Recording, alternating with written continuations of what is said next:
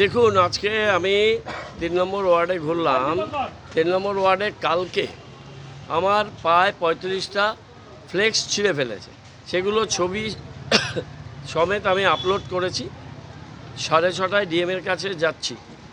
কালকে এতগুলো মুভমেন্ট করার পরও বেপরোয়া মনোভাব, এবং কালকে গিয়ে পুলিশকে পায়ে ঘুষি চালিয়েছে, ধস্তাধস্তি, এবং এর আগের দিনও বলেছে থানার সামনে গিয়ে যে আমি 2 দিন পরে সরকার চালাবো, আমি সরকার চালাবো, বারে বারে বলেছে।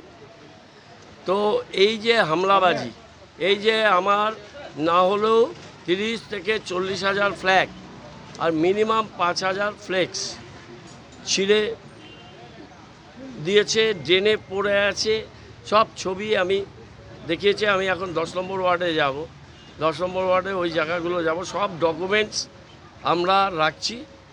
ডিএমের কাছে আমি 6:30টায় যাব। ওখান থেকে বেরিয়ে এসে আমি প্রেস মিডিয়াকে যা বলার বলবো, এবং প্রত্যেকটা আমরা অভিযোগ করছি।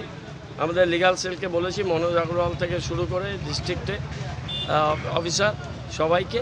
ইসিআইকে এখনও আমি দিল্লিতে পাঠাইনি, পাঠিয়ে কোনো লাভ নেই। এরা তো ওখানে বসেই আছে বিজেপির এই কাজগুলো করার জন্যে। এই 42,000 নাম কেটেছে, অ্যাডজুডিকেশানে বেছে বেছে তৃণমূল সমর্থকদের নাম কেটে দিয়েছে। 8,400-র মধ্যে 6,400। তারপরেও এদের নিশ্চিত পরাজয় জেনে এরা বাইরে বর্ডার থেকে লোক ঢুকাচ্ছে, বর্ডারিং স্টেট থেকে লোক ঢুকিয়েছে, লোক ঢোকাচ্ছে। আমি কড়া দাবি করছি যে ইমিডিয়েট বর্ডার সিল করতে হবে। এবং এই যে ভ্যান্ডালিজম চলছে, গুন্ডামি চলছে, ফ্ল্যাগ ফেস্টুন ছেঁড়া চলছে, প্রত্যেক দিন দেখাচ্ছি। আর সে তার নিজের একটা হয়তো কোথাও ফ্লেক্স ছিঁড়ে দিয়ে সেটা দেখাচ্ছে, কোনো ডিসপ্লে দেখাচ্ছে না। 3 নম্বর ওয়ার্ড ঘুরে দেখুন। এখন আমি কালকেই বলেছিলাম গুরুদ্বারার গলি দিয়ে সিধা সমস্ত প্রচারপত্র সরিয়ে দিয়েছে, এবং আজকেও করছে। এই ধরনের নোংরামি, এই ধরনের অসভ্যতা, এই ধরনের বর্বরতা আমি 5 দশকের বেশি সময় ধরে নির্বাচনের কাজের সাথে যুক্ত, আমি আমার লাইফে দেখিনি। এই ধরনের অসভ্য, বর্বর, সুবিধাবাদী প্রার্থী যিনি অশোক ভট্টাচার্য তাকে লালন পালন করেছেন পলিটিক্যালি।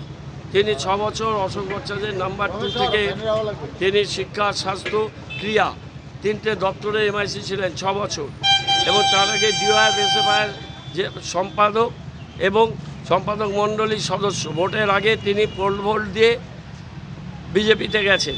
বিজেপিতে গিয়ে এই ধরনের নানান রকমের এই কুকীর্তিগুলো, অসভ্যতা, আনএথিক্যাল, আনডেমোক্রেটিক কাজ এটা করছে, এবং নির্বাচনের আগে ব্যাপক গণ্ডগোল, বিভাজন লাগানোর ষড়যন্ত্র এবং চক্রান্ত চলছে। সেগুলো আমরা ইলেকশন কমিশনকে বলছি, এবং আমি বলতে চাই যে জীবনের শেষ রক্তবিন্দু দিয়ে এই হামলাকে প্রতিরোধ করব।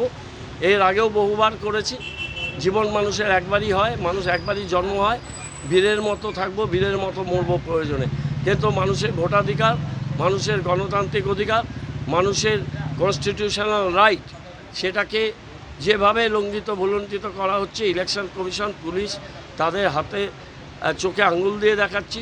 এইভাবে পুলিশ আধিকারিকদের মারতে যাচ্ছে, ধমকাচ্ছে, থানার সামনে যাচ্ছে, পুলিশ কিছু বলতে পারছে না, ইলেকশন কমিশন ভয়ে কিছু বলতে পারছে না, কারণ বিজেপির প্রার্থী।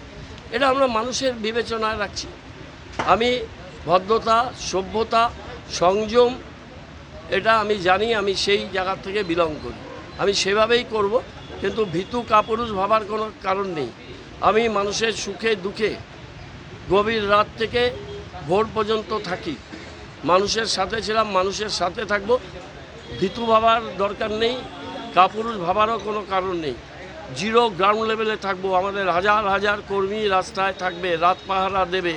এই বহিরাগত, সমাজবিরোধী, জুমলাবাজ, ধান্দাবাজ, বর্বর, সুবিধাবাদী, তাদের বিরুদ্ধে সর্বাত্মক প্রতিরোধ এবং প্রতিবাদ হবে।